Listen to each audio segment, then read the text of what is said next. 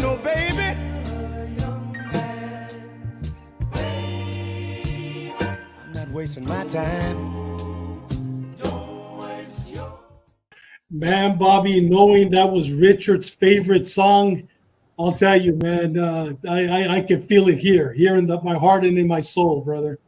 Wow, what a beautiful tribute to him. But, brother, before we get started, let me give a quick shout out to everybody that's watching us all the way from Los Angeles area, retired Detective Sergeant with the Los Angeles Sheriffs, Ruben Nava, who now is a servant and is now, after he retired, this guy right here, Clark, after he retired, he went back as a chaplain for the Los Angeles Sheriff's Department, and he's actually the chaplain where he last worked, which was in East LA.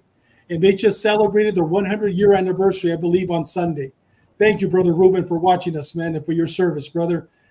We got big VJ Juarez watching us all the way from Long Beach. Thank you, brother, for following us.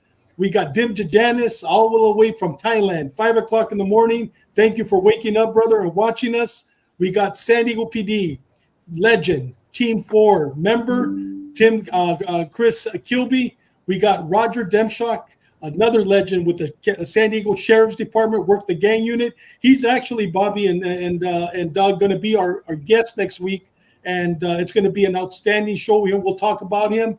We got Pete Acevedo. Good evening from Colorado. Thank you, Pete, for watching, brother. And we got VP 760. Good Jim Jimmer from Imperial Valley. Prayer for everyone right now. Thank you.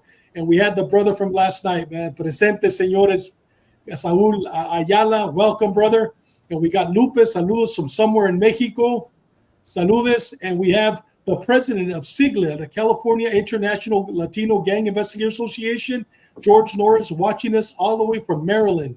And thank you, brother, for watching us. And guys, man, beautiful to see all the brothers and sisters watching us. With that said, guys, let's talk about what we're drinking. And Clark, we'll start off with you. What are you drinking, brother? I got this nice Weller's Special Reserve. It's like a unicorn of bourbons these days. It's hard to find, almost like Pappy. But save this one. Been drinking it the last 30 years. My last little bit here. So that's this for Richard. Hey, beautiful, brother. Are you drinking it on the rocks or straight? Oh, I'm on the rocks, man. On the rocks? That's cool. Bobby, what are you drinking and what are you smoking today, brother? I'm having some Lalo. I got another bottle of the Lalo tequila. Oh, there it is right there. Got some Lalo with a shot here. And, of course, with my cigar, another Espinosa cigar. I got the 601 Maduro right there. Love this cigar. Got a box. That's a good cigar. I just opened the box, so that's what I'm having.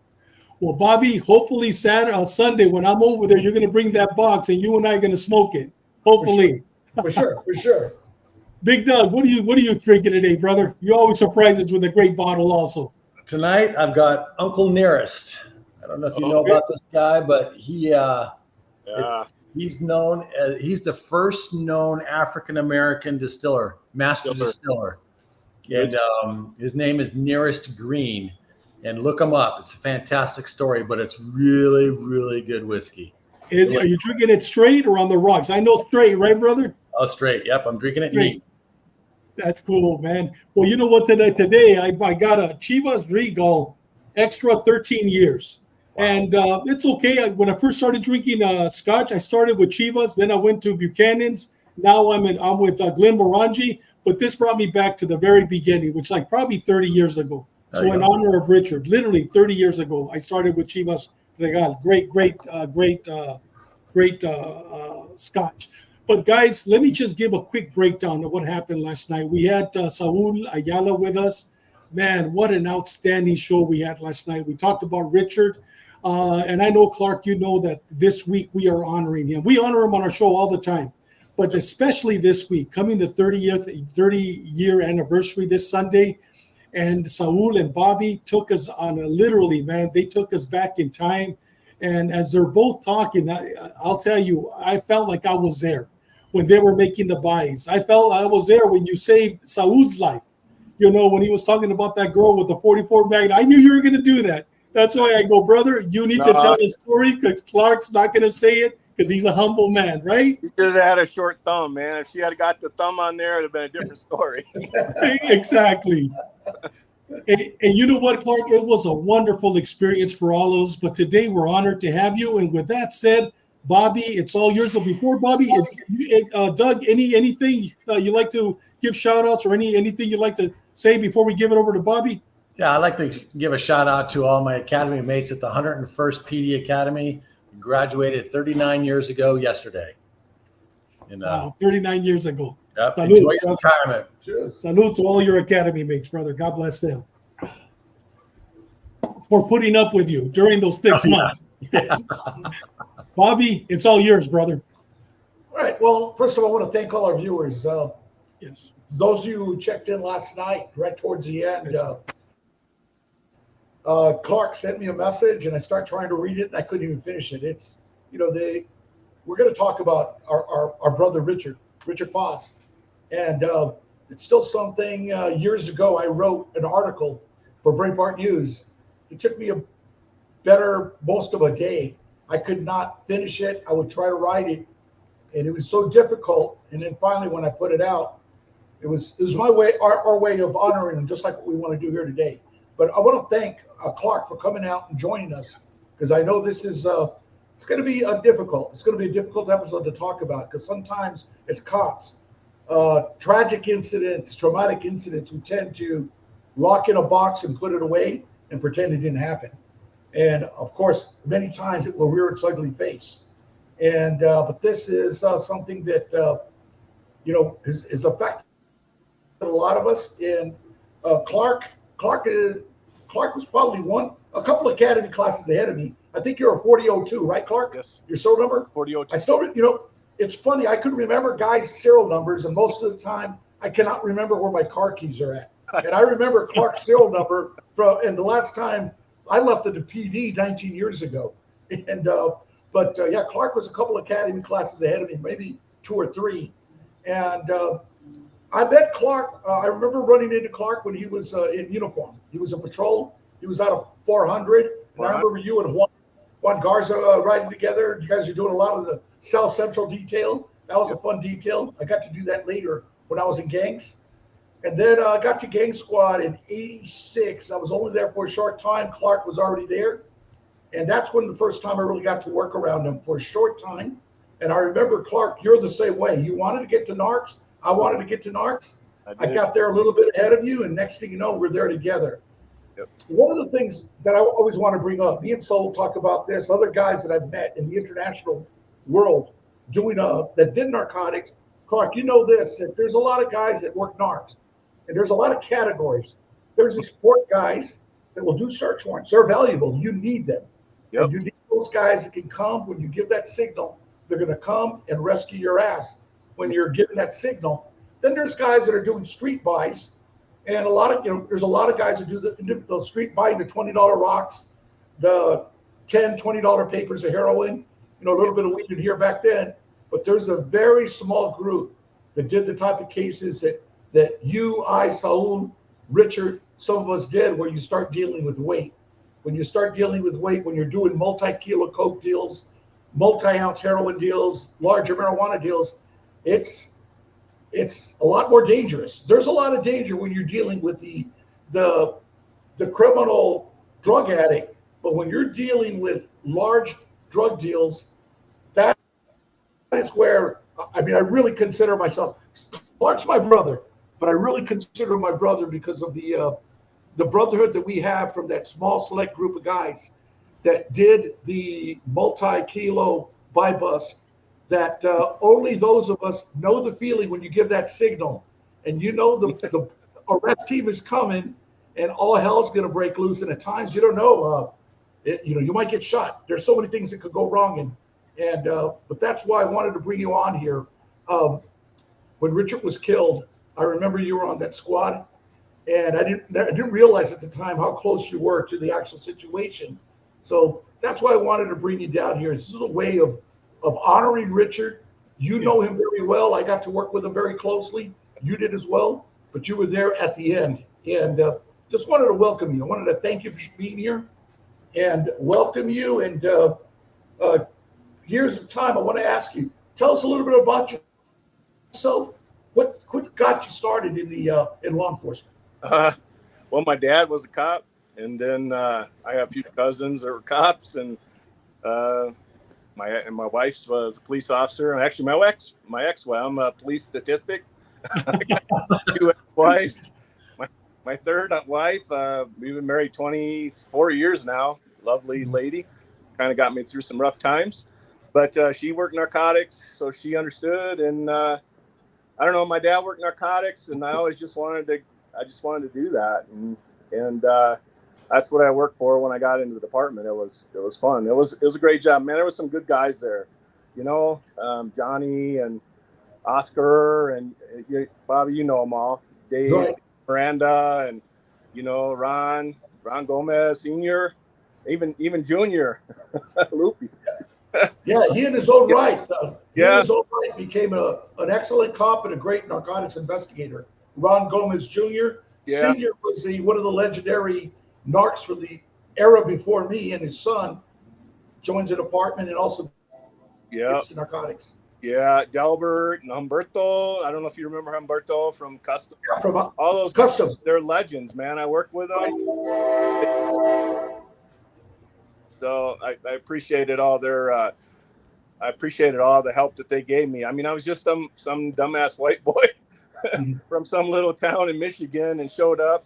I didn't even know what a quinceañera was until I saw Phoenix. And I'm like, oh, wow, they spent all this money on a quinceañera. What do they do for weddings? Yes. Wow. How'd you end up in Phoenix? Now I got a granddaughter that's probably going to want her quinceañera coming up soon. Craziness. But yeah, it was a good time. And you know what? Richard was a good dude. Good hey, Clark, Doug has a quick question for you. Yes, sir. Hey, from Michigan, how'd you end up in Phoenix? So in 1981, they were hiring. Nobody was hiring in Michigan. My dad worked for a homicide, so I couldn't get hired on there because they don't allow nepotism back in Michigan. So there were 2 departments hiring, one in Dallas, one in Phoenix. I applied for both. I got hired by both, actually, but I took the test for Phoenix. I'm glad I did because they gave me so many opportunities. I wasn't always happy with the department, but it was still a good department in the end, and got to do so much stuff with them. And first time I got down here, I was doing the academy and it turned 111. I was like, what am I, an idiot? This is crazy. But, after a few, it's where dark blue and black uniforms. I'm like, what's wrong with me? But after that, I kind of figured it out, and you kind of get used to it and acclimated. Yeah. Bobby will say, yeah, for sure. And after that, it was all good. It was a great time. I had a good career. So it was, I thank God. I'm blessed, to be honest with you. Awesome. Yeah, Hey, Clark, was it a culture shock all of a sudden when you get to Phoenix? But not only the weather, but the community's Hispanic. Did you know Spanish prior to working at Phoenix? No, I learned a little bit of Spanglish, enough to do a few drug deals. And there, they sent me to 25th Street and Broadway, and Bobby knows this area. The Rock Block. Brothers. I learned a lot there. I grew up in a town that literally had 2 Hispanic families and 1 black family. Wow. And they sent me to 25th Street and Broadway. I was like the only white dude for miles. And then, then we worked south of that was mostly Hispanic. And I was like, wow, this is a whole different culture. It was, I learned a lot, and you know what? I tried to fit in, and it was beautiful. Yeah. So going back to today is the 34th anniversary of the hottest day in Phoenix. It was 122 in 1990. So on today's date, it was 122. And I remember I was in special projects on that day I was in a parking lot buying a stolen car with Ricky Harris. Ricky Harris and I were buying a stolen car. And I was wearing some of those, we call them winos, those like Payless loafers that are made out of corduroy. And the heat was coming right through my feet. I couldn't stand still. That picture you just showed, I had that was my first set of winos I bought. I remember those. Yes. Remember those? Yes. Oh yeah. Anyway, Yeah, Dickies winos, man. Dickies. Yes. And then I don't know why they wear the flannels, but god dang, it's hot, 110 degrees, and you're wearing a flannel. Wow. Or a white. When did you get to the task force? Because I went to the task force in right at the end of 1989. I took over for Rudy Casillas. I know you remember Rudy. yes. So when he cycled out, we all did 5 years, and when he cycled out, that I applied, and there was a testing process, and I got picked. So I got to go there, and about, like I said, it's just right at the end of '89. Richard was already there. I'd already met Richard a few times because he was coming to DEB or SIB at the time, doing deals with you guys. Right. Because DEA at that time was sending a few people over, and we did some stuff with them.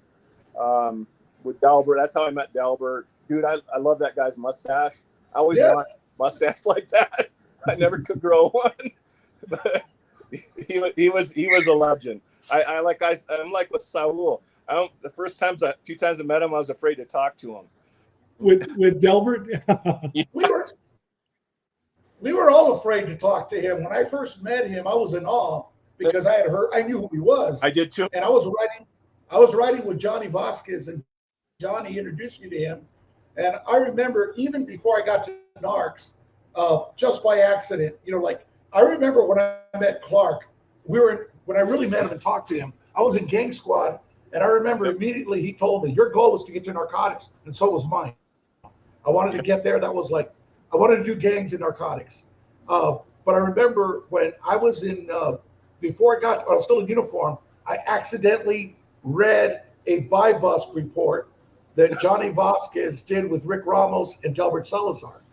And it was a buy bust for I think they bought a pound of heroin or something. And I read the report, and I just happened to find it because somebody had a warrant on it. And once I read it, I said, I want to do this. Do that. This is what I want to do. They don't even have that word. That was my goal. They don't even have that word in Phoenix anymore. There's no such thing as a buy bust. Yeah, they don't do it anymore. Nope. No. We were a whole breed in our own down there back then. So. Hey, Clark, so when you went on this task force, was it a multi-agency task force? Did you have the U.S. Marshals, DEA, FBI? And did you guys work high-level DTOs, high-level drug organizations from Mexico or from all over the United States? Both. Yes. In no FBI. We were Phoenix PD, DEA. There was Glendale. There was a guy from Paradise Valley even there. He was there for the money. We had DPS, the Attorney General's office. But no FBI. And yeah, basically that was what we did. It was multi-task force, going after Mexico, US, big deals. That's what they were after. What about ATF? Did they ever come in to help with any special projects? No, I didn't deal with ATF till later when I had my money laundering squad. And that's a whole nother story with Fast and Furious and all that crap. And but no, we didn't have ATF. Well, they had an ATF guy assigned to one of the other squads, but he was just like a gun guy. He didn't really do much. He didn't do any UC or anything. It was just Phoenix and DEA and Glendale, and I think Tempe had a guy there, and Mesa had a guy there. So when you went in, you were a detective assigned to that group? Yes, I was TDY there, and I got a 5-year assignment, TDY there. So they gave us task force credentials, DEA credentials and stuff. So, and basically I just worked out of the DEA office for a little over 5 years. So can you share with us, or I'm sorry, Doug, but can you share with us an outstanding case that, memorable case that you guys did? Well, I know you did probably thousands of cases in the 5 years, but is there one that stands out in your mind saying, man, you know what, this was an outstanding case? Can you share with us that one case? Oh gosh. I mean, the one that I actually did myself, I did with Richard, and that was actually that was just before he was killed. We hooked up with this group out of Tucson, and we literally got them to front us about 20. I think in the end it was like 2,400 pounds of weed. Wow. They fronted us their car. They kind of kidnapped us for a little while. I say our surveillance kind of misplaced us for about 4 hours, but it turned out good, and we ended up getting like 2,400 pounds of weed off of them, and it was a good case. It was fun. Richard and I we enjoyed that. It was a good time. Most of it. Go ahead, Doug. A couple of tight spots there, but it was. I could imagine, man. Yeah. So let me ask you. I know it was a 5-year stint that you are assigned to, and then you rotate out. Yes, sir. When did you start feeling really comfortable on the unit? And then when you rotated out, was it at the time where like, man, I'm just really starting to gel and do this thing, and now I got to leave? Well, so that's kind of very good question. Actually, it took about maybe 6 or 7 months for me to feel comfortable there, because they have a lot of different rules on doing reports and stuff that I wasn't really familiar with. So I had to learn that part of it. When they pulled me out, it was like 6 months after Richard was killed. And it was kind of tough because, I had a whole task force that lived it with me, and it was nice to talk to them and be able to discuss it. And when they sent me back to DEB, that the officers were all good, but they only want to know like the detail. So what went wrong? What's the detail? They don't want to know nothing else. They don't really want to ask you a question. So kind of like a first 3 or 4 months, I literally was like persona and grata. Nobody wanted to talk to me because they were afraid I was going to, like, I don't know, maybe give them some kind of feeling that I had or something. I don't know. But so that kind of made it a little bit rough for a bit, but I went away after a while, and that was good. I wish I would have got to stay a little longer. I left out just before they finished up The Wire. Of course, we didn't catch the last guy for 10 more years, and I went to trial on that. But yeah, I guess that's kind of what happened. Okay. So I hope that answers your question. Yeah, I was curious about task forces when the agencies like, okay, it's a 2-year stint, it's a 5-year stint. Yeah. And it's like, well, how do they feel how long does it take them to get into the roles? And then when they're pulling them out, it's like, I'm just getting into this now. And it doesn't ever seem like it's convenient for the cases or anything else. It's just like, okay, it's time for you to go. Yeah, luckily, I had to work with like Bobby was saying, I got to work with a lot of these guys before I went. I got to do a case in LA with a female DEA gal, Karen Fehrenbach. We got like, I think 10 pounds of coke on a deal there on a buy bust. And so I knew a lot of the guys, so I just didn't know their paperwork. It took me a little while to figure out that their paperwork is way different. So. Yes. I did about on and off. I wasn't on the task force, but I did work with DEA about 6 years. But since I wasn't on the task force, the work went to them. They did all the paperwork. Well, then I never had to deal with their paperwork. Then I went to the FBI for 5 years, and there it was like I had Mondo Soldate would help me with the paperwork. I didn't even want to learn their paperwork, but it's a whole different ball game. And then I finished with 2 years at ICE, and luckily the ICE agent would say, write us a document on a piece of paper, and we'll just give it to us, and we'll enter it for you. So I never really learned their paperwork. It's just I was a hired gun. It was really we were hired guns a lot of times. What we were. Yeah. They brought us to the task force because most of the agents, except for like Richard and a few select group, they never did UC. So they always attached themselves to our cases so that they could get the credit for them. And then, and that's not, I'm not saying that in a bad way, but that's what they would do. So that's how it went. So some guy would walk up to you and you'd have a good case going and he'd go, hey, can I hook up to your case? And I'd be like, yeah, I don't care. So they would do the DEA side of it because I think they get bonuses and stuff. And I would just do the UC on it. And that was just the way it was. So I didn't mind. It was fun. I got to do a lot of cool UC stuff. And can I get some of your federal monies on my case? That'll help out too. Well, that's exactly right. That's how it works. Let's throw some cash over. Back in the days, I always thought if you had a lot of money and you could buy like kilos and shit, you could really do some big deals. But I found out later, you don't need no money. It's just how you talked and dealt with people. In fact, if you had money, they kind of worried about you. Yeah. Like, where did you get that money? You know, how could you have that much money? When they fronted us that weed, we never even like talked about money. It was just literally, this is the price. And, you know, okay, I'm going to just give it to you and you pay me back. It's all good. And that, you know, so it's kind of different. Yeah. Hey, Clark, we have a question from Roger Demchuk, former deputy detective with the San Diego Sheriffs.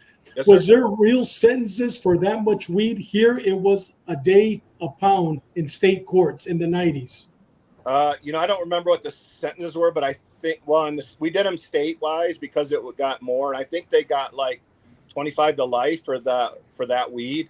Wow. For the group of people. But then that all changed when they changed the marijuana rules and stuff. You know how that all went. Yeah. So, hey, Clark, before we get into the incident, tell us a little bit about, so when did you promote? So now you leave the task force and 6 months later, you're back in patrol again, correct? So I left the task force and I went to air unit. Actually, I got to fly the helicopter for about a year and 4 months. Not my gig. The first time we landed in a Fry's parking lot because the transmission was going out, I was like, you know what? I do better like negotiating with drug dealers. You can't negotiate with the transmission. So can't be buying those Yugo helicopters. Yeah, I'm sorry. Can't be buying those Yugo helicopters. No. They stink like a goddamn sewer lid when they don't work. So I went back to narcotics again, got promoted, went in, did a field training sergeant for a while. That was in 2000. And then 2005, I got an opportunity to start a money laundering squad. I got to handpick my people. They were rock stars. They seized $500 million in 6 years. It was amazing. Wow. After Western Union settled for us. In the end, they settled for $157 million so we wouldn't prosecute their CEO. And these guys were just, all I did is went along for the ride, man. These guys were so fantastic. They were rock stars. And Bobby knows a lot of them, Julio Caraballo and John Shalou and Peggy. And I mean, is it this picture right here that you send us, that Bobby sent us? Is it them? Did, yeah, these guys were amazing. Art Wadowski, they were amazing. Like I said, nobody had ever gone after Western Union. And they paid us $157 million in the end. And it was an amazing case. These guys, all I did is I just sat in my desk and went, oh my gosh, this is amazing. So, was this a task force, Clark, or were these all Phoenix PD cops? It was a task force with DPS, the county attorneys, and HSI, but these were my guys. They were all Phoenix. So really? Wow. 7 guys from Phoenix. All together, my task force had 37 people on it. And then we started the Southwest Border Alliance, and so they seeded money all over the Southwest border for doing money laundering cases. And in my last couple of years, all I did is kind of audited the monies that we gave them. So it was kind of cool. I got to meet Greg Abbott and Camilla Harris. She was the AG for California at the time. Mm-hmm. So it was cool. It was like I had a blessed career, to be honest with you. I really did. Wow. So yeah. Awesome. Go ahead, Bobby. No, I just said that was a really good squad. I know that I left after you guys formed that squad. I was already retired, but I got to do a little bit of the Western Union investigation because I went over to Arizona DPS, ICE. I was with an ICE doing the human smuggling and the kidnapping with them. Yeah, that was crazy stuff there. That was I learned.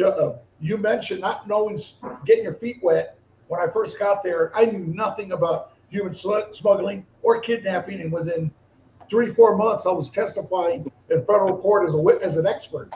because it just was a volume of work we were getting.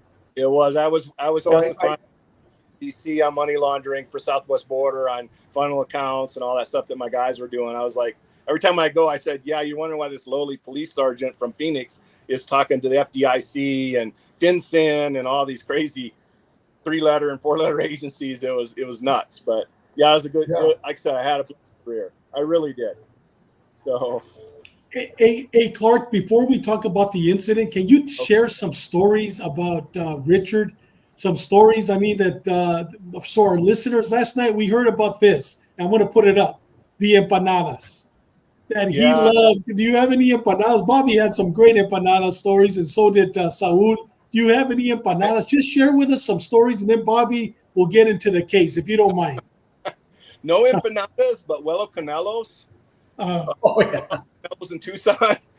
He loved those street tacos. Huelo Canelos was the best. And then the Sonoran dogs. Oh my God. Every time we got to go to Tucson, he was like, let's go to the Huelo Canelos. And I mean, that was where we had to go to have lunch. My first time there, I was like, holy cow. I figured I needed a gun because it is in South Tucson. And he's like, oh no, don't worry. The food's good. The food's good.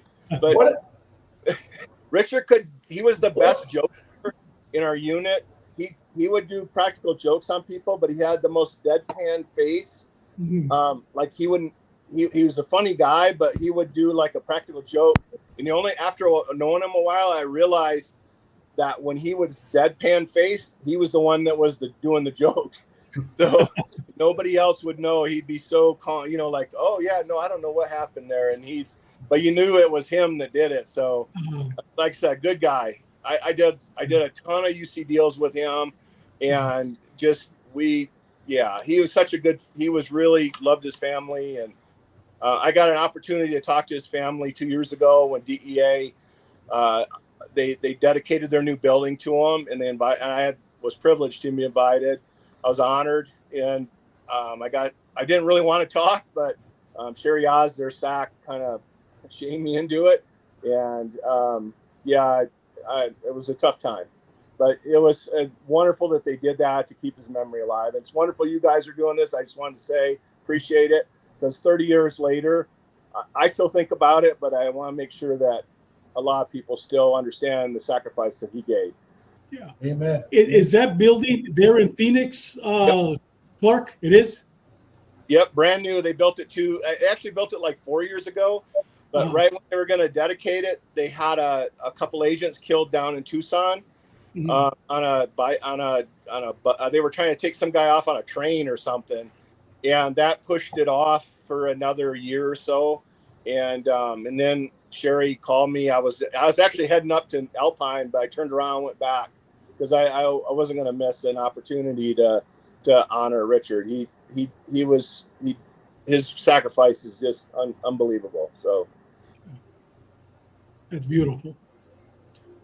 Well, leading up to the incident, Richard would come over to my house, and we talk on the phone all the time. And he was telling me about this deal. Plus, he was getting ready to leave. He was really excited about going to Monterrey, Nuevo León. And the last time I saw him, he came over to the house with the empanadas, just left the doctor's office, and we were going to go grab a bite to eat. And he had told me about this deal he'd been working, and just trying to see if wasn't sure if it was going to happen or not.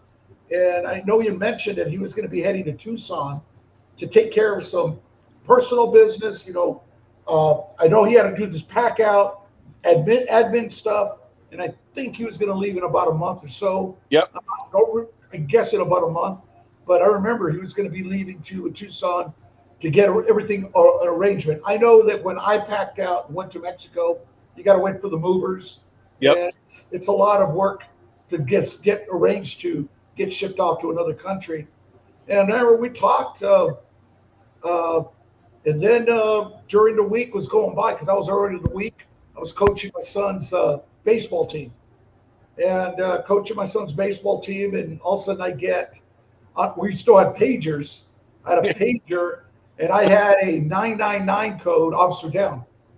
Yeah. And I had one from Saul Ayala, I believe it was Saul, and one from Ernie Moreno. Yeah. And I finally got over to a payphone and called, and I think it might have even been Kathy Galbari was the other one that called me. Yeah, And probably. she said, Bobby, have you heard a DEA, the task force was in a shooting. Somebody was killed. They're saying it might be Richard.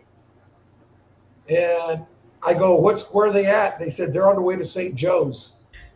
And I remember I dropped my son off and I went down Grand Avenue and hauled ass to St. Joe's. So that was pretty much it. And I'll let you take it from there. What did you guys, So, if you could take us through. so Richard was doing, and then those people keep saying 22 kilos. It was 22 pounds of meth. So there were two brothers. There were our sources, and I'd used them like 4 or 5 times, and got a few kilos of coke and like maybe a half a dozen pedazos of heroin, and Richard was my money guy on that, and I did a money thing for him a couple times. The same guys, so they were pretty squared away, and they had rented this shop at 51st Avenue in like Grand, right across from what used to be called the Big Tin Shed. That's all gone now. I got all changed, built the interchange. So we knew these guys, and they were good sources. They were from Argentina, blue-eyed, really light-skinned guys, but spoke good Spanish and solid. They were solid sources. So they were negotiating with these guys to do this 22 pounds.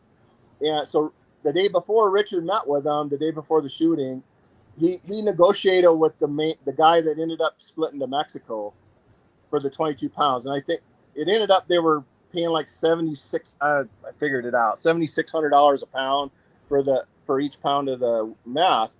But this was never a drug deal from the get-go. It was pretty much a rip, and that's what they determined later, that these guys weren't doing a deal. But the CIs didn't figure that out.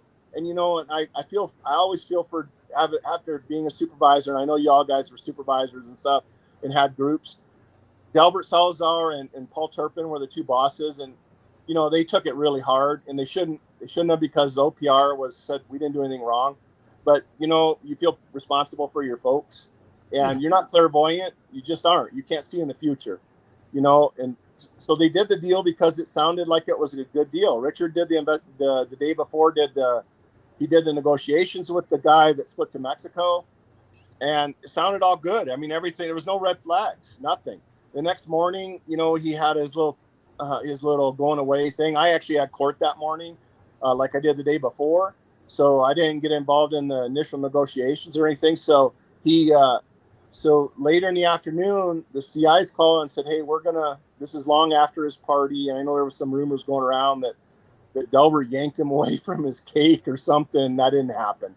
He wanted to do this deal. He'd been negotiating with these guys for 3-4 days.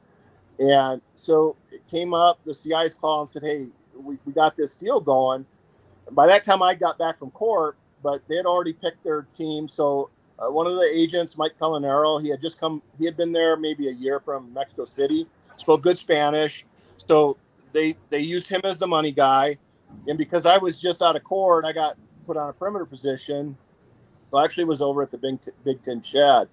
And so we all set up, we did our pre-brief, drew it all out. This is after, back in the day, we never did a pre-brief. That. We never did a post-brief either.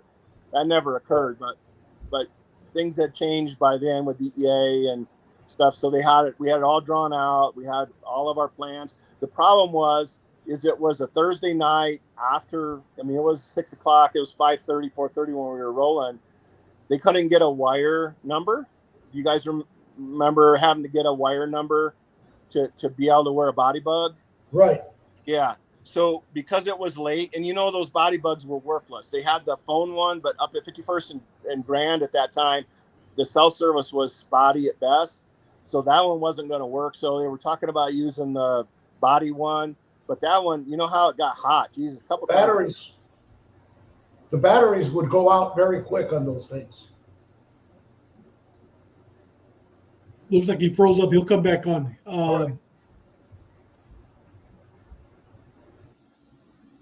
We'll come back on shortly. There you go. Right. I lost. There we go. There you Okay. You left off where the body wire. So we got the body. So we decided not to get the body wire at the Mm-hmm. time because one, we knew that the phone wouldn't work, and we knew that the wire one, and it would have never picked up the sound of a gunshot or anything anyway. So, and the deal was to be done outside in the plain open parking lot. So it wasn't.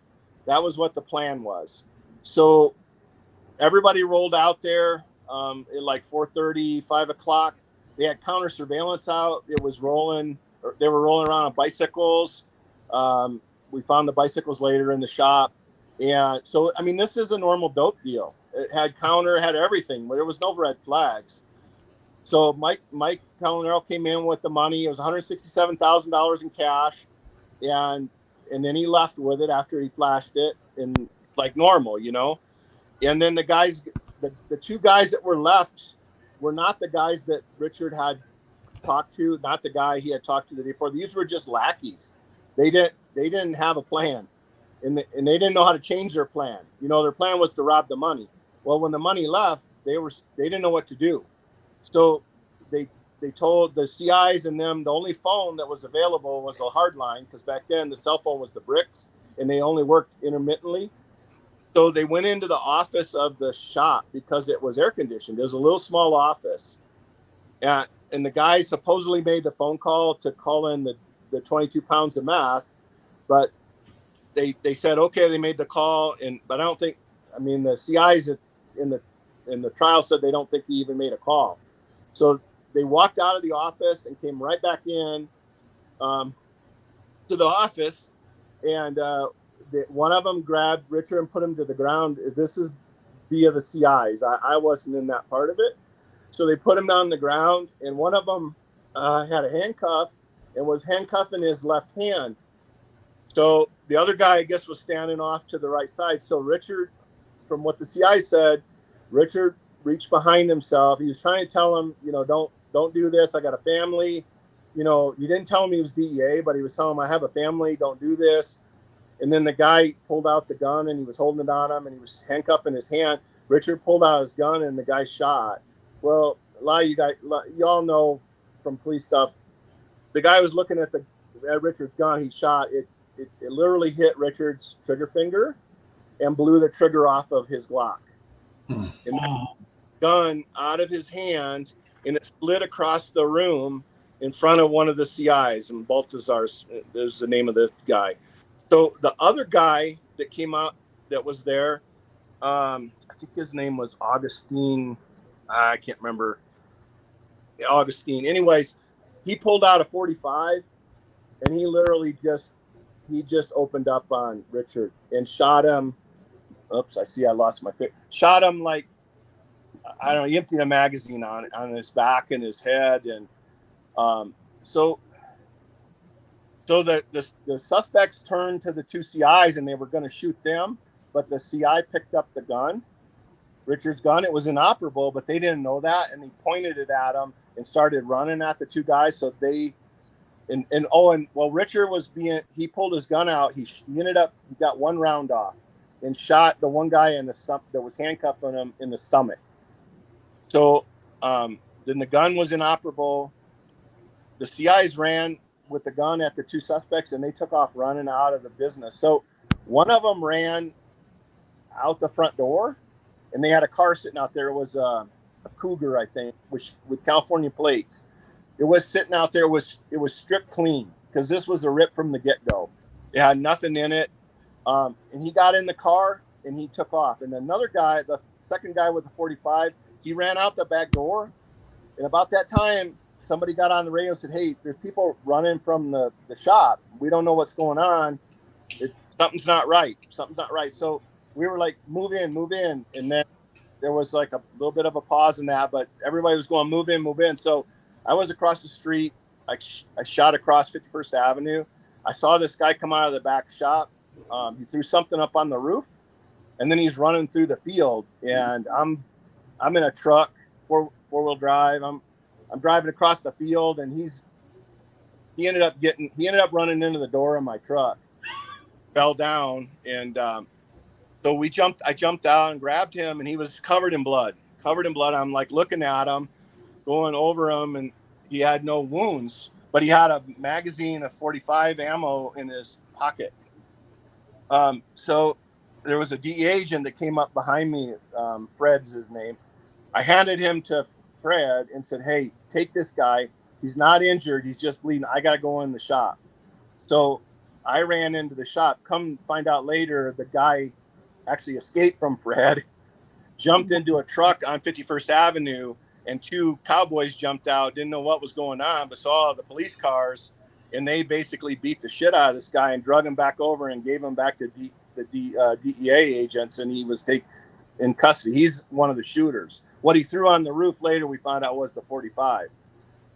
Wow. The other guy got in his car, and he took off driving, and Art Wadowski and all those guys, they were on that surveillance. That was their part of their surveillance. They followed him, and they got our Phoenix area unit, Lenny Espinoza. I know you know Lenny Espinoza. Yeah. Lenny literally landed the helicopter on the hood of that car, damn near busted the windshield out with a skid to get it to stop at 51st Avenue Northern. And they got him into custody. He was shot in the stomach, and he had a gun on him. And I ran into the shop, and the two CIs were standing there. One of them was still holding Richard's gun, and there was a trail of blood.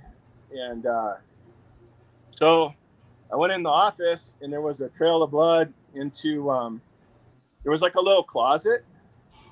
And sorry guys. So anyways, when they shot him, he had fell against the door, and that door fell in. So he was laying in this little closet, and he was still alive. Mike Polinero and I were in there with him, and another guy from Paradise Valley. I don't even know if he's around, if he's even still alive. His name was Joe Mason. So he came in, and I took my shirt off. I was still in court clothes. So I took my shirt off, and I was holding on his head, and we were talking to him. I noticed he had the handcuffed, and his finger was shot, and he had a lot of shots in his head and stuff. And we were giving him CPR, and he was breathing, and we were talking to him, don't leave us. And so Delbert came in, and he just kept saying, "Lo siento, lo siento. I'm sorry, buddy." And Paul came in, and then they left, and it took forever. We put the 999 out. It took forever for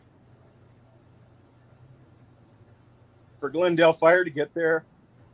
And it seemed like an hour, but I'm sure it was probably only like about 20 minutes.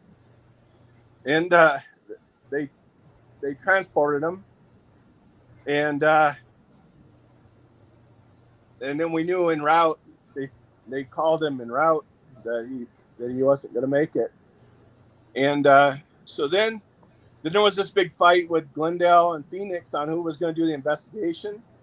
So turned out the Glendale, because it's actually Glendale, they did the homicide investigation. So they took us to Glendale and to interview us, and they interviewed us. And so we all had to wait there. Now, literally, I'm in a t-shirt and khakis that are now black because I've been in blood, and my shirt's still at the scene. And so Glendale interviewed me about 9:00 that night, and they interviewed all the officers that were in there. They took me back out to the scene. We had just started a CISD team. I don't know if you all know what that. It's like a critical incident. We were like their first critical incident, so they had no idea what to do. So they came. They were really good about what they did at the scene. They talked to us all for a few minutes, but we never had any follow up. We changed that after this, and I went back to the city and became a supervisor. I lobbied to change that. They could have brought me some clothes or something. But anyways, long story short, they interviewed us. They took me back out to the scene at 3:00 in the morning, and then we had to walk through it. And they realized that my footprints were through all the blood, so they took my shoes. And then my truck, it was in the crime scene, because after the guy bumped into my door, I drove to the back door and went in. So they let me have my car back, my truck. 3 o'clock in the morning, I had, I'm in a pair of khakis, t-shirt. I called my second wife earlier in the time. And of course, then we didn't have cell phones. So he didn't know nothing. And I get home at like 3:45 in the morning, and I strip off all the bloody clothes, and I don't have any shoes. And then I go in the house, and of course that didn't go over well. So anyways, that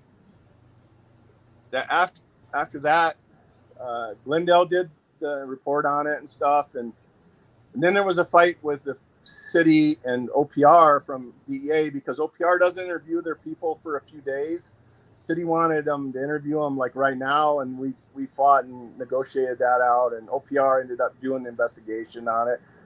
They looked at everything, and like I said, for Delbert and Paul Turpin, they didn't find nothing wrong. The only thing they dinged us on was the fact that we didn't get a bug, but they made a caveat in there that it probably wouldn't have worked anyways. So, I mean, otherwise the whole deal was set like it was supposed to be. It was just bad guys doing bad guy stuff. And there was no flags or anything for this. And it was a tough time. We moved Teresa and the kids down to Tucson after that. And yeah. And then they followed up on the case, and they caught 3 of them. And we went to trial, and they all got double life sentences or triple life sentences. And then 10 years later, a guy named Mike Huerta was the duty agent, and he got assigned the case. And Mike made it his life thing to catch this guy, Augustine Mendoza. And 10 years later, they were down in Sinaloa, and they did a warrant or some, I don't know, the military did a warrant on a ranchero, and this guy, they caught him. So they extradited him, but there was a caveat on that he couldn't be done for. We couldn't do the death penalty on him, because that's something that Mexico doesn't allow.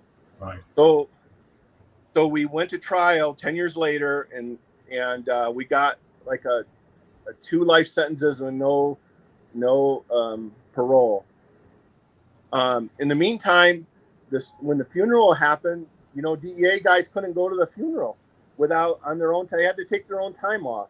So actually, DeConcini, I think, introduced a bill that allowed the DEA guys to actually get paid to go to a fallen officer's funeral without having to pay out of their own money in pocket. So that was kind of cool. And then Janet Reno came in, Constantine, they were the AG and all that, and talked to us all in the family. And anyways, it was a horrible time. It's a horrible time for everybody. I feel for his family.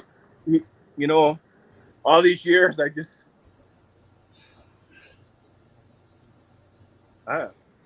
think back,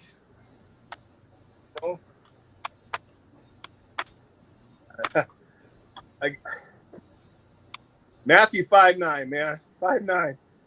Blessed are the peacekeepers, because they're the children of God. And Amen. that Richard was a children of God for that. He gave his life up for it. And he just wanted to make the country safe for his family and for everybody. And he gave his life for it. And it was a hard time. So sorry, guys. No, it's okay, brother. Thank you for sharing. This is deep. There's one of the things at the funeral that I remember, and I mentioned this before. We struggled whether to take my kids to the funeral. They knew Richard. He'd come over to the house, so we didn't know whether to take him or not. The last minute, we said, let's take him. We just didn't want to scare him. Yeah. And so we took them, and they got to see the whole, we do if anything we do right, we do police funeral as well. Yeah. And all the politicians that show up. Yep. Some that show up just to, we say, a lot of them, I like to say they love us for our funerals, for the photo ops we provide for them. Photo ops. Yep. But years later, my son went into was going to go into the Marine Corps. He has to do the drug questionnaire with his recruiter, and his recruiter one day pulled me aside and said, "Hey, you did a great job raising your son." Nice. And I was like, so he tells me, I said, what's up? He says, "I can crack these kids and get them to admit that they've used drugs. So then I have to determine how long ago was it, because if it's too recent, then we're not going to take them." He said, "I was trying to crack your son to admit that he had done drugs before." And my son interrupted him and said, "Listen, I went to my dad's friend's funeral." He says, "After that, drugs were never an option in my life." Nice. He said, tells him, "I saw my dad cry for the first time." And the thing is that my daughter, pretty much the same thing. Nice. So something positive, the way I look at it, Richard changed lives. He did. He changed lives even when he was gone, and that's the way I look at it. Yes, he did. So that's exactly how I look at this. Yes, he did. It was. I lost a second wife. She couldn't deal with the job after. It was all cool until somebody gets their eye poked out, Right. And then she was gone. Luckily, several years later, I met my current wife, and I went through some dark times, guys. I blame myself, and I don't even know why. I mean, I think everybody out there blamed themselves, and we didn't. You just don't understand why you're doing that, and it's just hard times.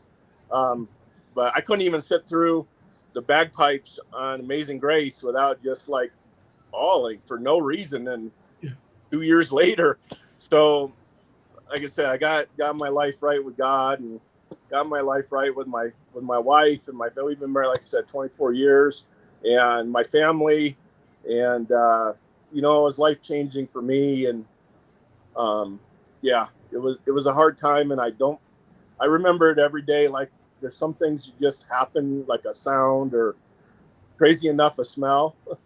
Blood has a smell. I don't know if you guys. Right. Yes.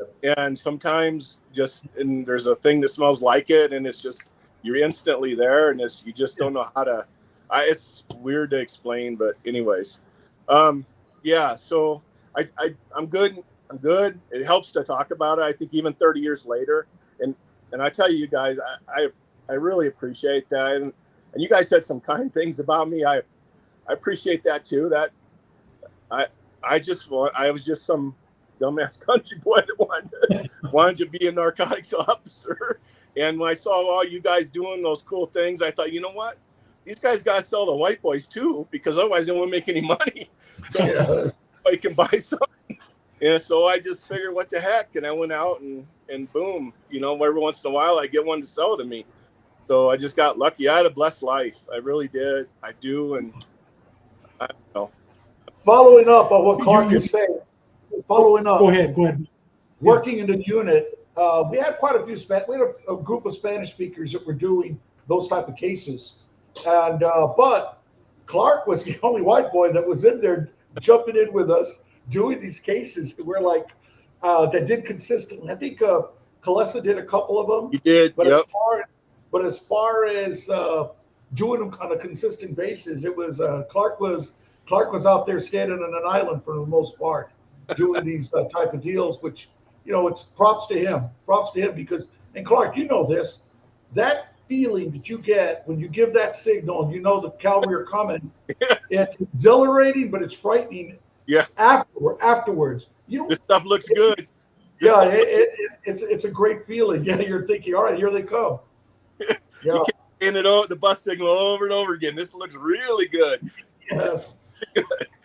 Where are they at? Hey, Clark, one of the things that I truly believe is when you forget about somebody, they're gone. But when you think about them, when you talk about them, when you bring them back to life again, dude, they come back. They're here. You know what I mean? That's my personal belief. And right now, when you mentioned, that he's been gone, but when King David lost his son, I don't know if you remember that scripture when they said, why do you weep? Why do you cry? He goes, I weep and I cry because one day I'm going to be reunited with him again. Yes. And I truly believe that Richard loved the Lord as much as all of us love the Lord. Agreed. There's no doubt in my mind that, you know what, right now, whether he's in heaven or he's here in Tampa or he's there at that campground or he's with Bobby or if he's with in North Carolina, I'm telling you, he's here, he's listening, and he's waiting for us to get home. He's waiting for us. And you know what?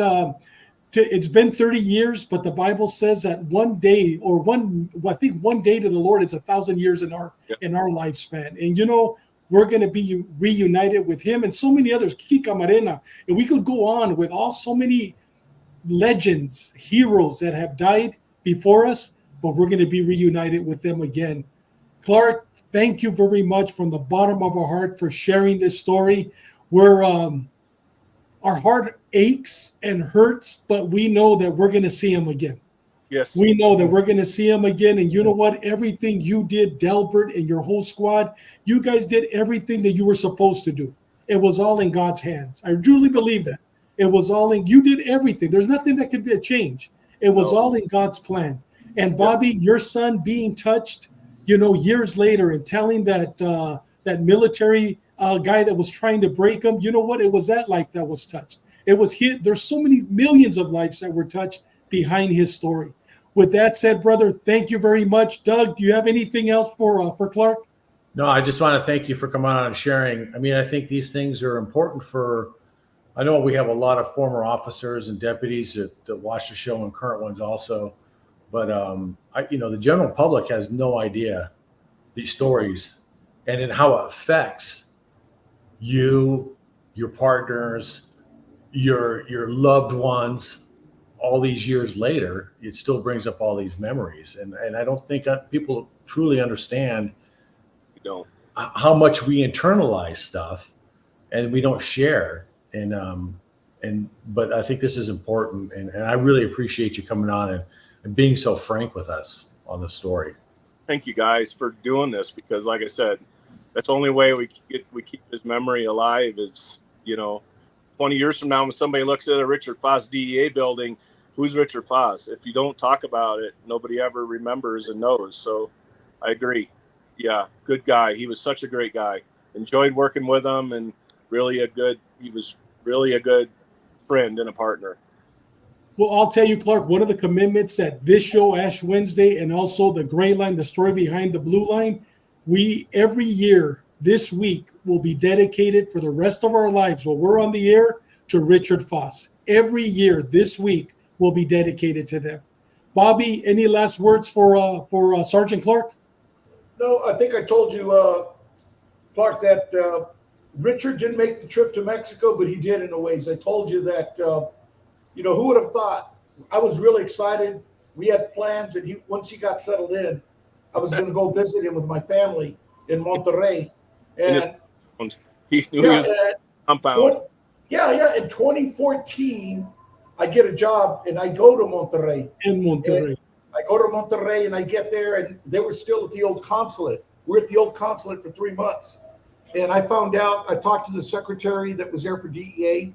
She says, oh my God, I remember that when that happened. I was still young when that happened. She was still there. She goes, we had his office set up. We had his house. Everything was all. So through some connections before we moved out of the building, I won't mention who because he's still working, but I mentioned it to someone. So he said, on the last day we close this building down, we're moving to the new one.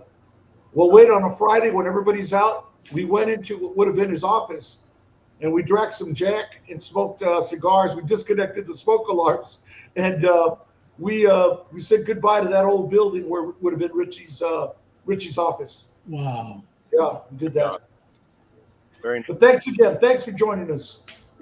Hey, Clark, before you leave us, I just want to make this quick announcement. This Sunday at 12 o'clock, myself, Saul Ayala, and Bobby Arce, if anybody else wants to join us, I'm flying from Tampa all the way to Tucson to attend this 30-year memorial service that us three are going to have. And those 3 cigars are going to be our cigars.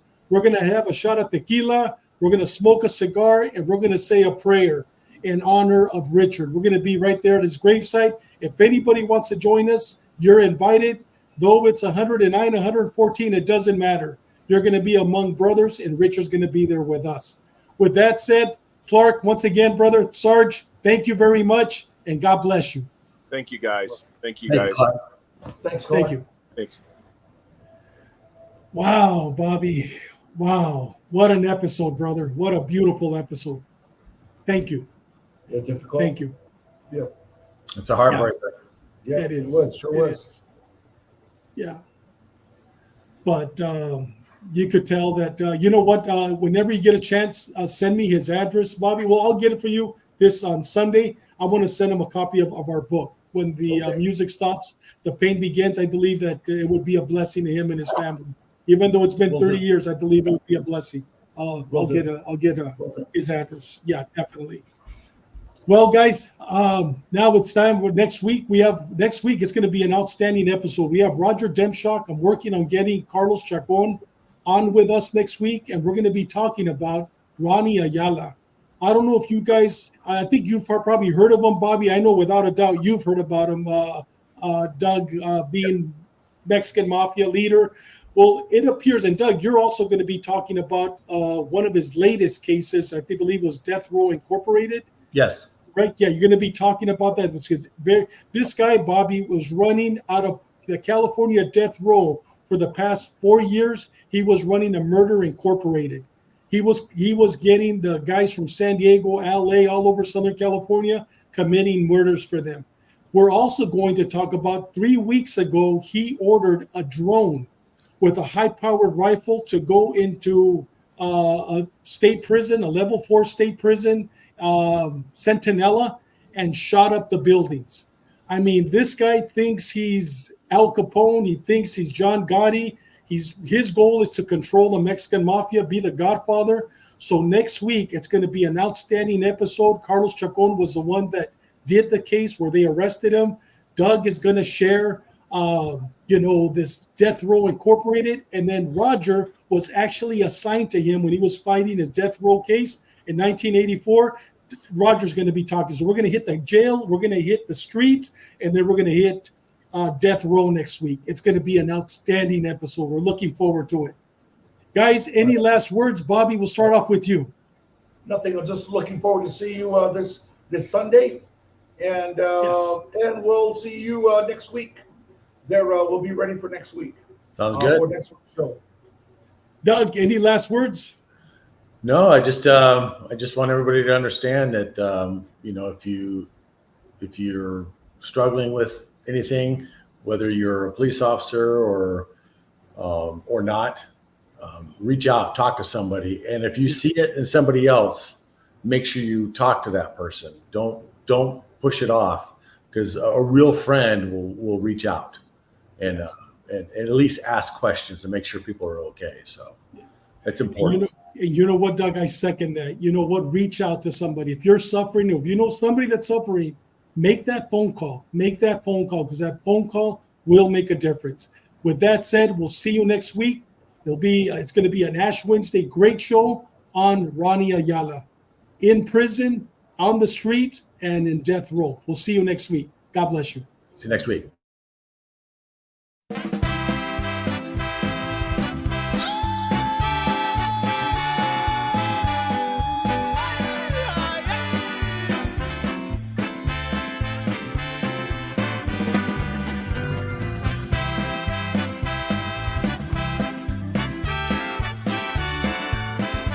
Órale, raza. Here's my brown soul.